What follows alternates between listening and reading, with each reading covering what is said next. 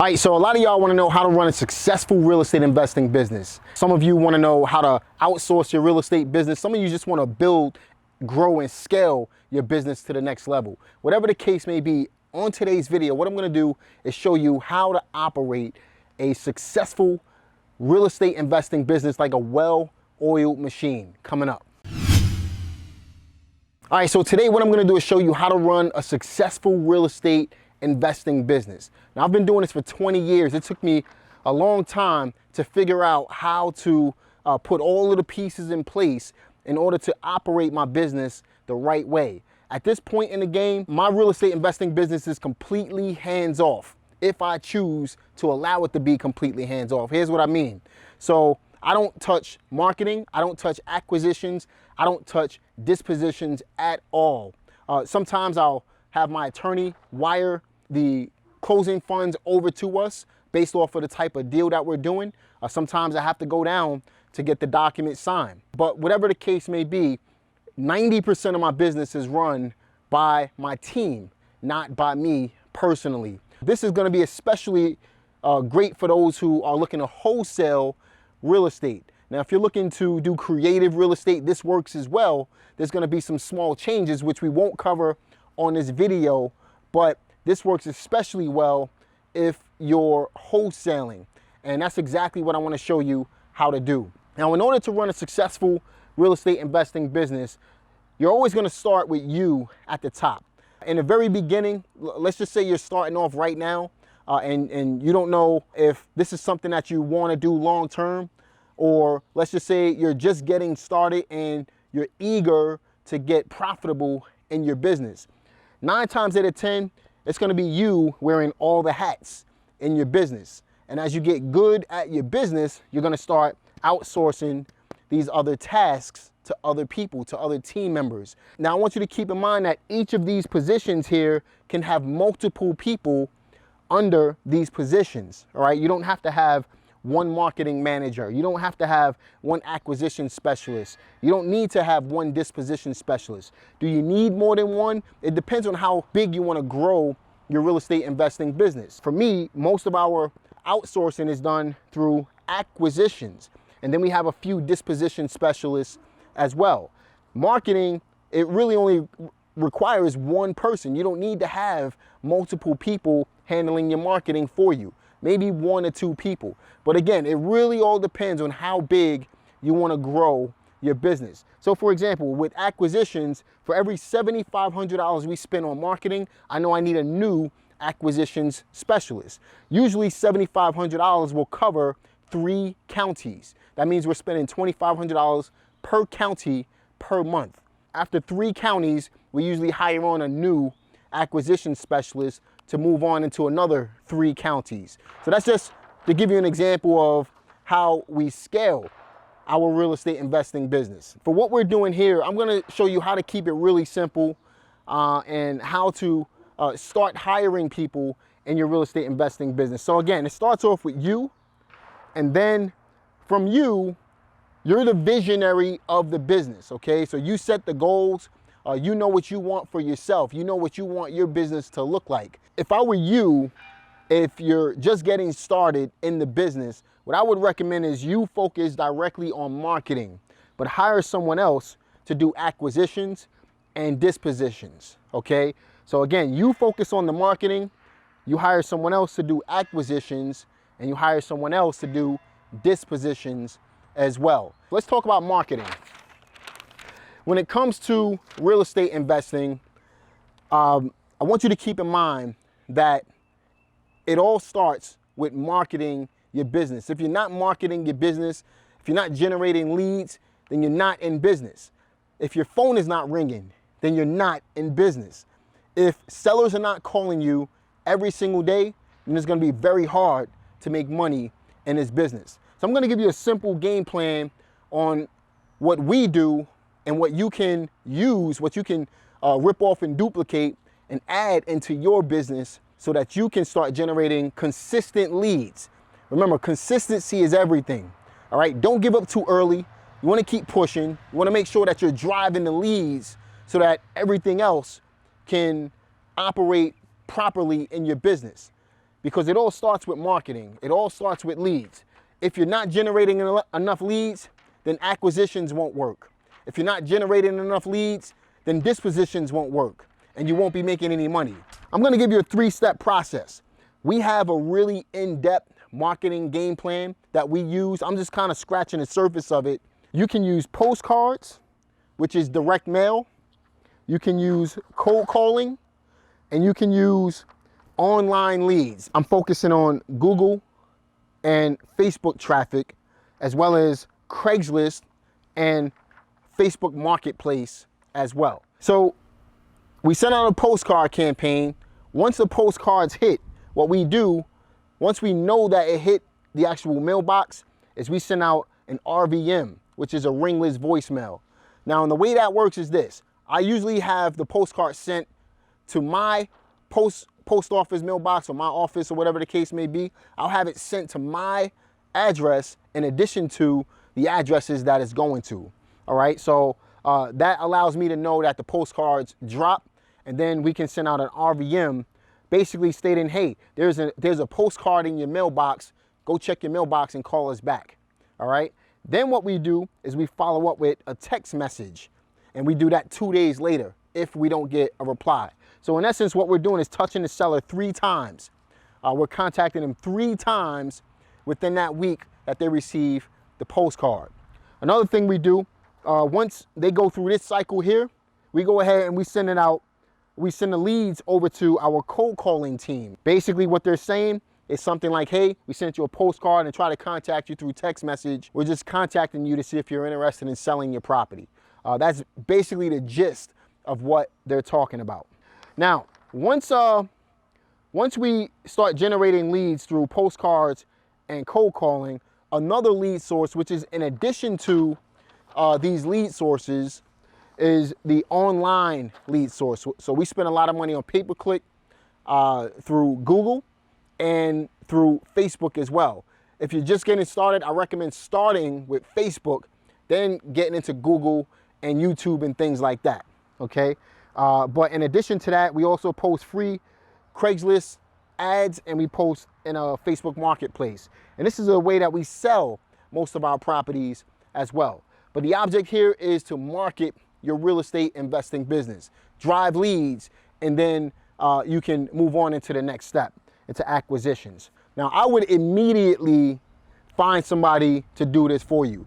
Now, let me explain something. I pay my virtual assistants. I did a video that I released not so long ago. I'll link it up at the top. So I pay my acquisition specialists $4 an hour.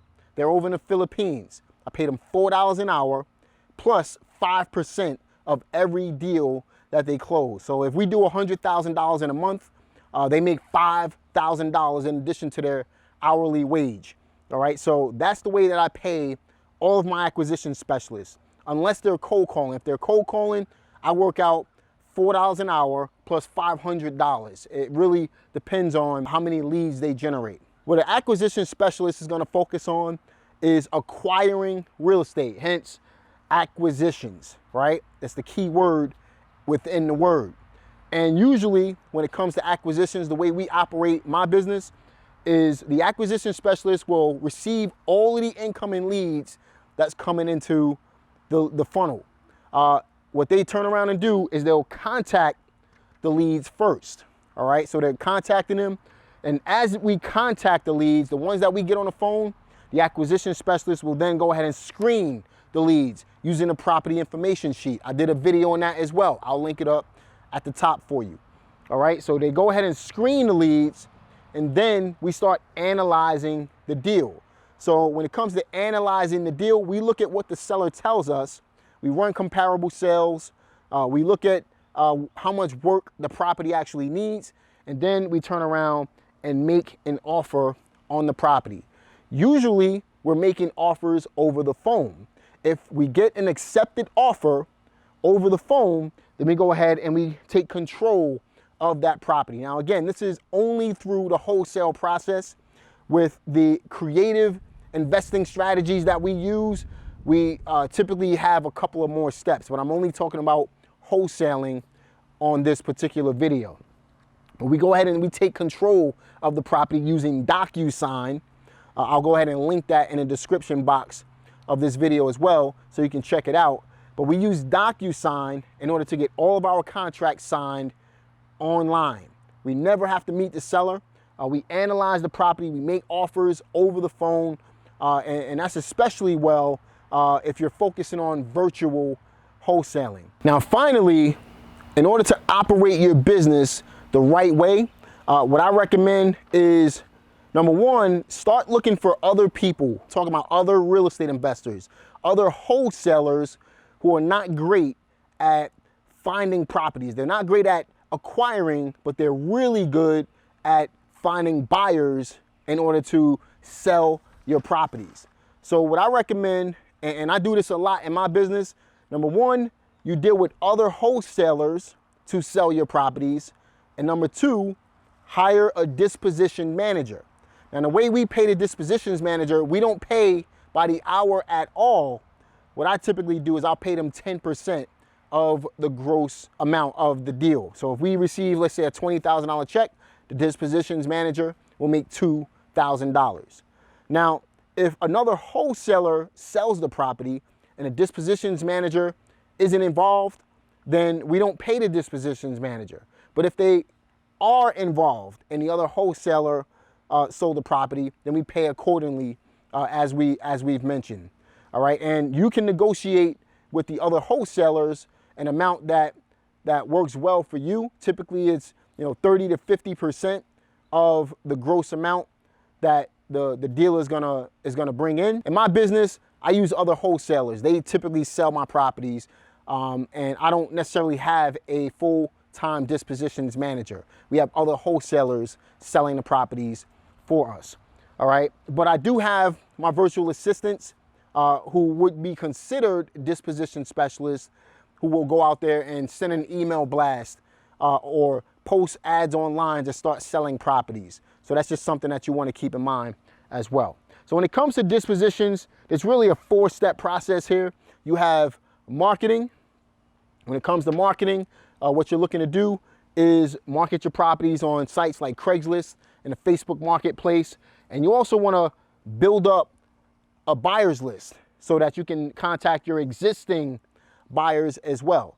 Now, typically when we put a property under contract, we're building up our buyer's list. Even if we have the property under contract on the other end, we leave the ads up in order to continue generating new buyers and continue building our buyer's list until the property is actually sold and closed out and we've gotten paid on that property. That's a great way to build up your buyer's list.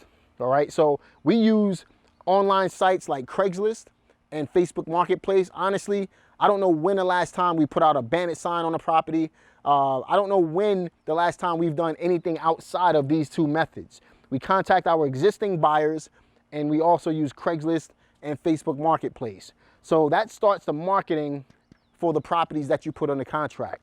The next thing we do is we schedule showings. So whether the property is local or it's out of state, we typically get a lockbox on the property. If the property is vacant, if the owner lives there, then we'll arrange for someone else to go show the property to whoever is interested in the property.